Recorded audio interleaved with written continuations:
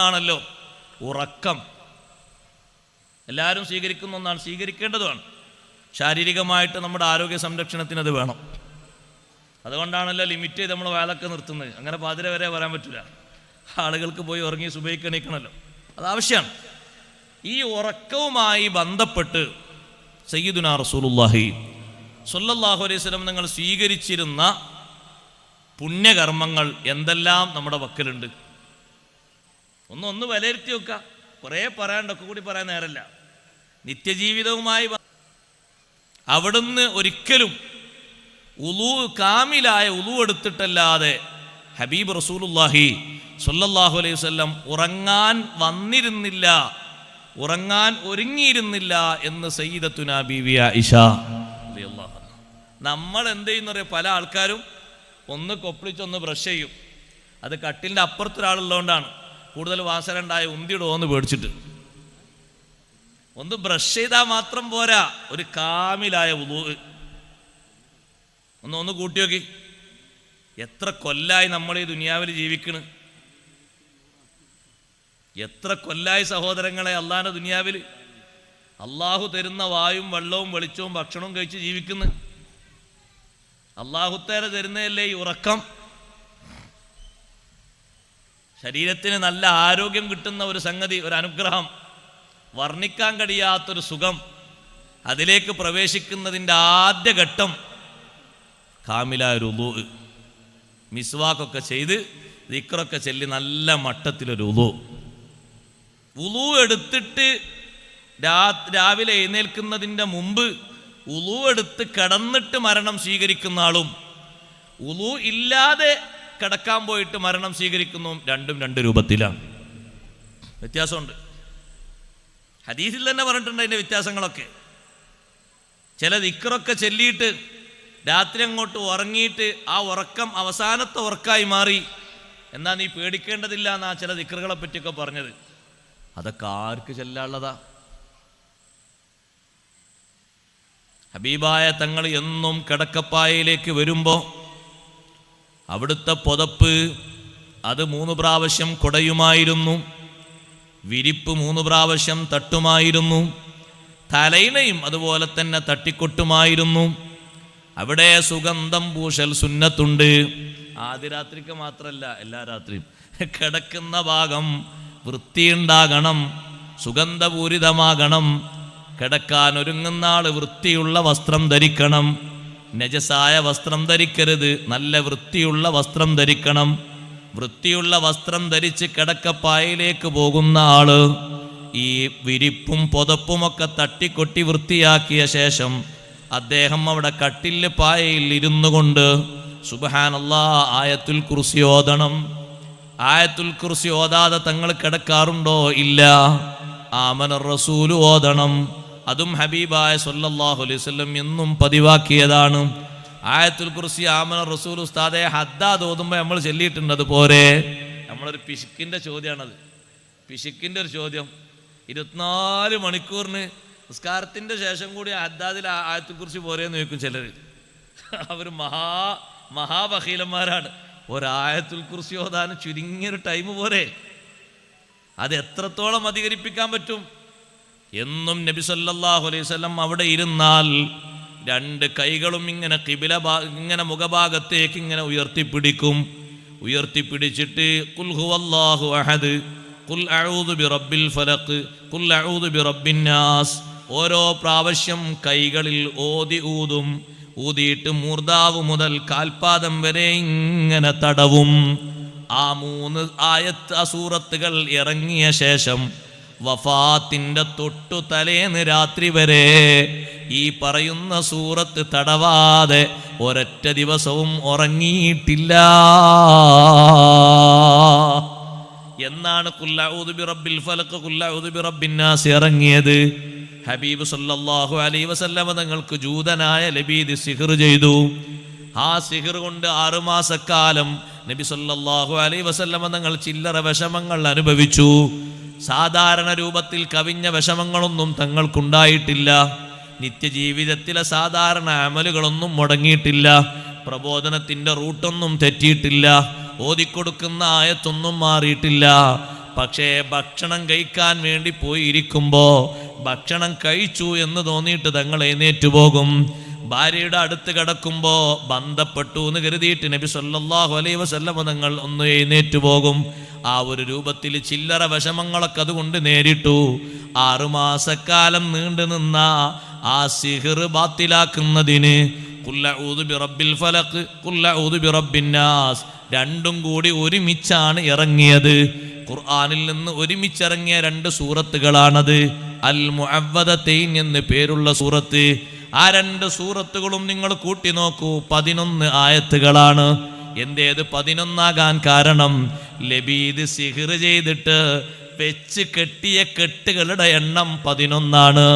ഖുൽ അഊദു ബിറബ്ബിൽ ഫലഖ് എന്ന് ഓതിയപ്പോൾ ഇൻഹല്ലത്ത് ഉഖ്ദത്തും മിൻഹാ ഒരു കെട്ടങ്ങ് അഴിഞ്ഞുപോയി. മിനൽ ജിന്നതി വന്നാസ് 11ാമത്തെ ആയത്ത് ഓതിയപ്പോ സർവ കെട്ടുകളും അഴിഞ്ഞ് സിഹ്ർ പൊളിഞ്ഞുപോയി.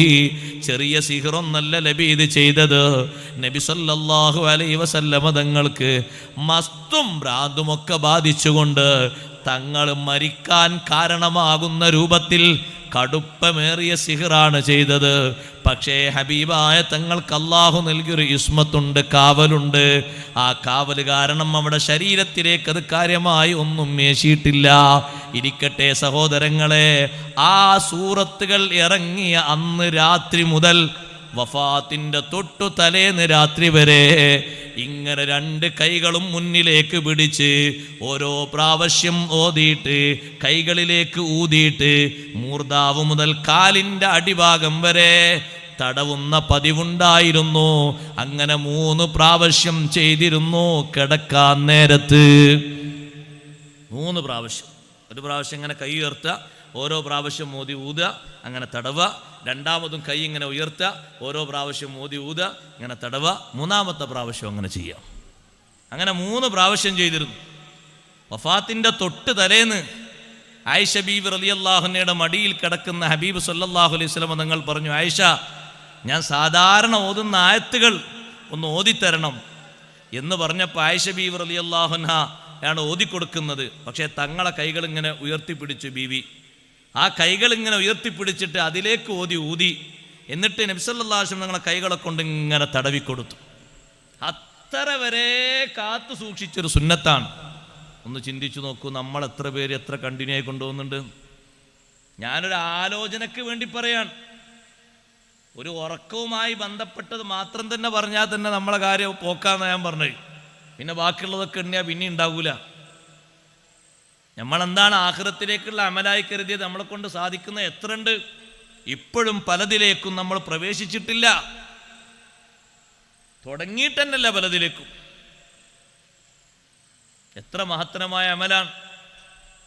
ഇതിങ്ങനെ നിർവഹിച്ച ശേഷം കട്ടിലേക്ക് ഇങ്ങനെ ശരീരം വെക്കുകയാണെങ്കിൽ വെക്കുന്ന നേരത്ത് കട്ടിലേക്ക് ഇങ്ങനെ ചാഞ്ഞു പോകുന്ന നേരത്ത് പറയും, ബിസ്മിക റബ്ബി വളഅതു ജംബി വബിക റഫഉഹു ഇൻ അംസക്ത നഫ്സി ഫർഹംഹാ വഇൻ അർസൽതഹാ ഫഹ്ഫൾഹാ ബിമാ തഹ്ഫളു ബിഹി ഇബാദക സ്വാലിഹീൻ എന്ന് പറഞ്ഞുകൊണ്ട് തായോട്ട് അങ്ങനെ വെച്ച് കഴിഞ്ഞാൽ സുബ്ഹാനല്ലാഹ് 33, അൽഹംദുലില്ലാഹ് 33, അല്ലാഹു അക്ബർ 34.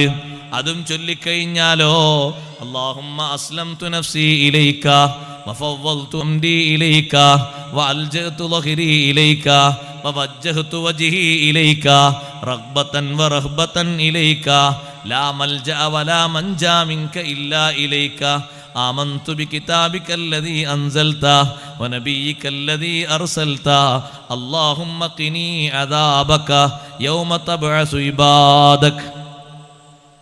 ഈ ദിക്ർ അങ്ങനെ ചൊല്ലും. ഈ ദിക്റിനെ പറ്റിയാണ് നബി സല്ലല്ലാഹു അലൈഹി വസല്ലം നിങ്ങൾ പറഞ്ഞത്. ഈ ദിക്ർ അങ്ങനെ ചൊല്ലിയിട്ട് അന്നത്തെ രാത്രി നീ മരിക്കുകയാണെങ്കിൽ മിത്ത അലൽ ഫിത്ര, ഇസ്ലാമിന്റെ വിശുദ്ധിയിൽ നീ മരിക്കും. ഈമാൻ കിട്ടി മരിക്കാൻ കഴിയും. മരിക്കുന്നില്ല, നേരം വെളുത്തിട്ട് പിന്നെയും നീ സജീവമായി ജീവിക്കാണോ? വൈൻ അസ്ബഹത അസ്ബത ഖൈറൻ, ഒരുപാട് നല്ല മാർഗങ്ങൾ നിനക്ക് രാവിലെ തന്നെ എത്തിക്കാൻ കഴിയും. ഈ ദിക്ർ നീ ചൊല്ലണം എന്ന് നബി സല്ലല്ലാഹു അലൈഹി വസല്ലം നിങ്ങൾ പറഞ്ഞു എന്ന് മാത്രമല്ല, സ്വഹാബത്തിന് ഈ ദിക്ർ ഞാനിപ്പോൾ നിങ്ങൾക്ക് ചൊല്ലിത്തന്നതുപോലെ ചൊല്ലിക്കൊടുത്തിട്ട് പിറ്റേന്ന് സ്വഹാബത്ത് വന്നപ്പോൾ ഓരോരുത്തരെ കൊണ്ടും ഇങ്ങനെ ചൊല്ലിപ്പിച്ചു. നമ്മളെ ഉസ്താദുമാർ മദ്രസിലെ കുട്ടികൾ വന്നാൽ ഫാത്തിഹയും അത്തഹിയാത്തും വജ്ജത്തും കാണാതെ ചൊല്ലിപ്പിക്കും പോലെ ഹബീബായ സല്ലല്ലാഹു അലൈഹി വസല്ലം ഞങ്ങൾ സ്വഹാബിമാരിൽ ഓരോരുത്തരെ കൊണ്ടും ഇങ്ങനെ ചൊല്ലിപ്പിക്കുകയാണ്. ഒരാൾ ചൊല്ലി അടുത്ത ആൾ ഇങ്ങനെ ചൊല്ലാണ്. ചൊല്ലുന്ന കൂട്ടത്തിൽ ഒരു സ്വഹാബി വബി നബിയിക്ക എന്നുള്ളിടത്ത് വബി റസൂലിക്ക എന്നുള്ളൊരു പദം ചേഞ്ച് ചെയ്തുകൊണ്ട് ചൊല്ലി. സ്വഹീഹുൽ ബുഖാരിയിലുള്ളതാണ്. വബി നബിയിക്ക എന്നുള്ളിടത്ത് വബി റസൂലിക്ക എന്ന് ചൊല്ലിയപ്പോൾ നബി സല്ലല്ലാഹു അലൈഹി വസല്ലം ഞങ്ങൾ പറഞ്ഞു, അത് പറ്റൂല, ഞാൻ ചൊല്ലിത്തന്നത് എങ്ങനെയാണോ അങ്ങനെ തന്നെ ചൊല്ലണം. ഞാൻ എങ്ങനെ ചൊല്ലിത്തന്നത്? വബി റസൂലിക്ക എന്നല്ല, വബി നബിയിക്കല്ലദീ അർസൽത. നബി എന്നതിനേക്കാളും അർത്ഥവ്യാപ്തിയുള്ളതാണ് റസൂൽ എന്ന്. പക്ഷെ ആ വന്ന പദം ഹദീസിൽ എങ്ങനെയാണോ വന്നത്, തങ്ങൾ എങ്ങനെയാണോ ചൊല്ലിയത് അങ്ങനെ തന്നെ ചൊല്ലണം, ഒന്നും മാറ്റാതെ. അത്രത്തോളം സൂക്ഷ്മമായി പഠിപ്പിക്കപ്പെട്ടൊരു ദിക്റാണിത്. ഉമ്മമാരെ, ഈ ദിക്റും ചൊല്ലിയിട്ടങ്ങ് കിടന്നാൽ സുബ്ഹാനല്ലാഹ്, കിടത്തത്തിന് തന്നെ എന്തൊരു സന്തോഷമാണ്. കിടക്കാനുള്ള ബഹുമതികളിൽ നിന്ന് കുറച്ചാണ് ഞാൻ ഇവിടെ എണ്ണിയത്. അതിൽ പ്രധാനപ്പെട്ട ഒന്നാണ് ഉളൂ. ഉളൂ എടുക്കാതെ ഒരിക്കലും കിടക്കരുത്. ചിലർ ചോദിക്കും, ഉസ്താദേ എന്തിനാണ് ആ ഉളൂ കൊണ്ട് കാര്യം? ഭാര്യനെ തൊടുമ്പോഴേക്കത് മുറിയൂലേ? ഉറങ്ങുമ്പോഴേക്കാ ഉളൂ മുറിഞ്ഞു പോകൂലേ? തുടക്കം എന്ന നിലക്കുള്ളൊരു പരിശുദ്ധി അതിനുണ്ട്. ആ സുന്നത്ത് നമ്മൾ സ്വീകരിക്കണം. നമ്മുടെ ശരീരം കൊണ്ടുപോയി വെക്കുന്ന കിടക്കയിൽ അന്തിപ്പാതിര നേരത്ത് നമ്മുടെ റൂഹ് പിടിക്കാൻ വരുന്ന മലക്കുകൾ ഈ കിടക്കുന്ന മനുഷ്യൻ പരിശുദ്ധിയിലാണോ ഉറങ്ങിയത്, പരിശുദ്ധി ഇല്ലാതെയാണോ ഉറങ്ങിയത്? രണ്ടും രൂപമാണ്, രണ്ടും രണ്ട് ഭാവമാണ്. ഉളൂഓടുകൂടെ ദിക്ർ ചൊല്ലി ഉറങ്ങിയവൻ മരണത്തെ നേരിടുന്നതും അല്ലാത്തവർ നേരിടുന്നതും വ്യത്യാസമുണ്ട്. രണ്ടും ഒരുപോലെയല്ല. അള്ളാഹു തികഞ്ഞ മനക്കരുത്തും ഉണർവും ഉളൂ എടുത്തിട്ട് ദിക്റൊക്കെ ചൊല്ലിക്കിടന്ന ആൾക്ക് അള്ളാഹു നൽകും. അവനൊരു ദിക്ർ ചൊല്ലാൻ സമയം കിട്ടിയാലോ എന്തൊരു സന്തോഷമാണ്. അവസാനത്തെ നേരത്ത് ഉണർന്ന മനസ്സോടെ അള്ളാഹുവിനെ ഓർത്തുകൊണ്ട് പിരിയാൻ കഴിഞ്ഞാൽ, ചൊല്ലിക്കൊണ്ട് പിരിയാൻ കഴിഞ്ഞാൽ, മറ്റുള്ളവർ സാക്ഷിയാകും വിധം ഉറക്ക ചൊല്ലി പിരിയാൻ കഴിഞ്ഞാൽ അതൊക്കെ മഹാഭാഗ്യങ്ങളിൽ എണ്ണപ്പെടുന്നതാണ്. അതേ, ഉറക്കത്തിൽ ആള് മരിച്ചുപോയത് തന്നെ അറിഞ്ഞിട്ടില്ല, അപ്പുറത്ത് കിടക്കുന്ന ആളും അറിഞ്ഞിട്ടില്ല. എങ്ങനെയാണ് പെട്ടെന്ന് ഇങ്ങനെ മരിച്ചുപോയത് എന്നറിയില്ല. ഒരു സൈലന്റ് അറ്റാക്ക് എന്ന് പലരും പറഞ്ഞേക്കും. അതൊരു സാധാരണ ഭാഷയാണ്. അങ്ങനെ അങ്ങോട്ട് മരിച്ചുപോയി എന്ന് പറയും. അതേ സമയത്ത് മരണത്തിൻ്റെ നേരത്ത് കൂടുതൽ ഹിമ്മത്തോടുകൂടെ മരണത്തെ സ്വീകരിക്കലില്ലേ, അതാണ് ഏറ്റവും നല്ല മരണം. ഷെയ്ഖ് അബ്ദുൽ ഖാദിർ ജീലാനി റളിയല്ലാഹു അൻഹു